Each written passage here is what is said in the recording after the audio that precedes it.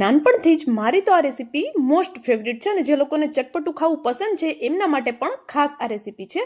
તો અહીંયા આપણે કાચા બટેટાની આ રીતે થોડી જાડી એવી સ્લાઇસ કરી એને આપણે બાફવા માટે રાખવાની છે। તો એક વાસણમાં આપણે પાણી લઈ મીઠું એડ કરી આ બધી ચિપ્સ એડ કરી 70 થી 80% જેટલી આપણે એને બાફી લેવાની છે। અને ત્યાં સુધીમાં મસાલો બનાવીએ તો 1 કપ જેટલી સેવ, 1 ચમચી જેટલા ધાણા, 2 ચમચી જેટલા તલ, 2 થી 3 ચમચી જેટલી લસણની કળીઓ, 2 ચમચી જેટલું કાશ્મીરી લાલ મરચું પાવડર, થોડી ખાંડ એડ કરી દરદરું પીસી લઈએ। સ્વાદ પ્રમાણે મીઠું, હિંગ, ગરમ મસાલો, આમચૂર પાવડર અથવા તો આંબલીની જે પેસ્ટ હોય છે એ એડ કરી દઈએ।